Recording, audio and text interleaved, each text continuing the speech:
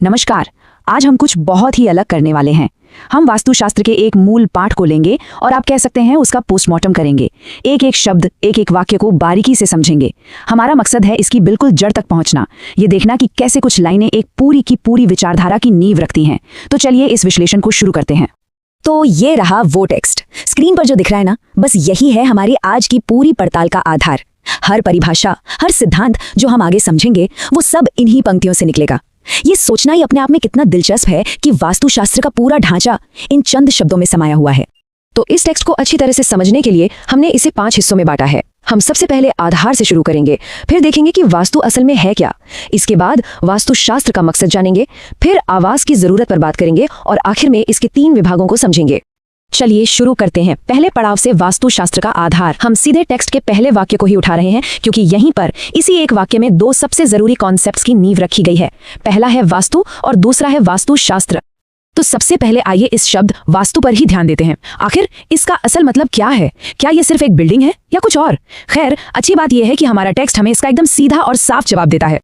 और देखिए परिभाषा कितनी साफ है।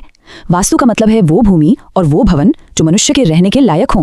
कितनी सरल, कितनी प्रैक्टिकल परिभाषा है। लेकिन एक मिनट, इस पर ध्यान दीजिए।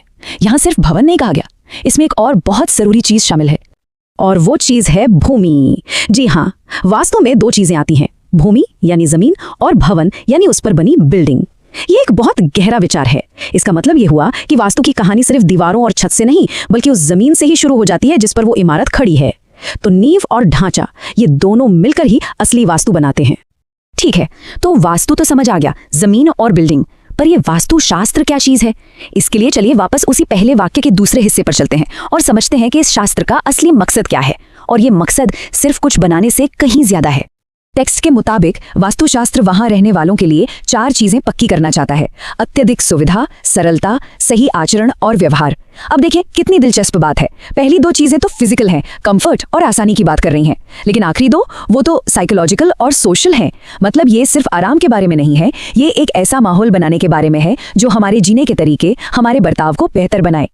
तो सवाल उठता है कि ये सब होगा कैसे? टेक्स्ट साफ कहता है, नियमों और सिद्धांतों के एक पूरे फ्रेमवर्क से।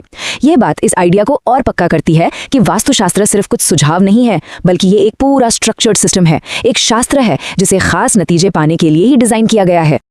अब तक हम सिर्फ पहले वाक्य पर ही थे, अब चलते हैं टेक्स्ट के दूसरे वाक्य पर।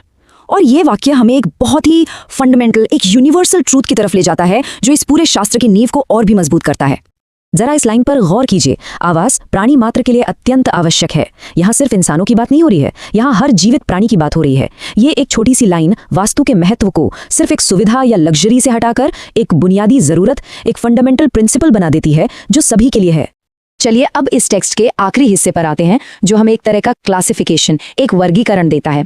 इससे हमें ये समझने में मदद मिलती है कि वास्तु के सिद्धांत कहाँ-कहाँ लागू होते हैं। हमारा टेक्स्ट आखिर में वास्तु को 3 मुख्य श्रेणियों या विभागों में बांटता है। और ये क्लासिफिकेशन इसलिए जरूरी है क्योंकि इससे पता चलता है कि वास्तु के सिद्धांत किसी एक तरह की बिल्डिंग के लिए नहीं है बल्कि जीवन के अलग अलग पहलुओं पर लागू होते हैं। और ये 3 विभाग कौन से हैं? पहला है आवासीय यानी हमारे घर, दूसरा है व्यावसायिक मतलब हमारी दुकानें, हमारे ऑफिस, और तीसरा है धार्मिक यानी मंदिर या पूजा की जगहें। ये क्लासिफिकेशन शानदार तरीके से दिखाता है कि वास्तु के सिद्धांत सिर्फ घरों तक ही सीमित नहीं है बल्कि इंसानी जिंदगी के हर पहलू में मौजूद हैं, चाहे वो काम हो या आस्था। तो इस एक छोटे से टेक्स्ट के हमारे इस गहरे विश्लेषण से हमें क्या मिला, चलिए फटाफट देखते हैं। पहली बात, वास्तु सिर्फ बिल्डिंग नहीं बल्कि जमीन और बिल्डिंग का मेल है। दूसरी बात, वास्तुशास्त्र सुविधा और सरल जीवन के लिए सिद्धांत देता है जो हमारे आचरण पर भी असर डालते हैं। तीसरी, आवास एक सार्वभौमिक जरूरत है। और चौथी, वास्तु को 3 हिस्सों में देखा जा सकता है: रहने की जगह, काम की जगह और पूजा की जगह। कमाल है, ये सब कुछ सिर्फ उन कुछ लाइनों में ही था। तो ये पूरा विश्लेषण हमें एक बहुत बड़े सवाल पर लाकर छोड़ देता है। अगर वास्तुशास्त्र कहता है कि एक जगह हमारे आचरण और व्यवहार को तय कर सकती है, तो इसका मतलब तो यही हुआ कि आर्किटेक्चर सिर्फ हमें एक छत देने से कहीं बढ़कर है। तो सोचने वाली बात यह है कि वो और कौन से तरीके हैं जिनसे हमारी बनाई हुई जगहें हमारी जिंदगी को आकार देती हैं, शायद ऐसे तरीकों से जिनका हमें अंदाजा तक नहीं है। इस पर सोचिएगा जरूर।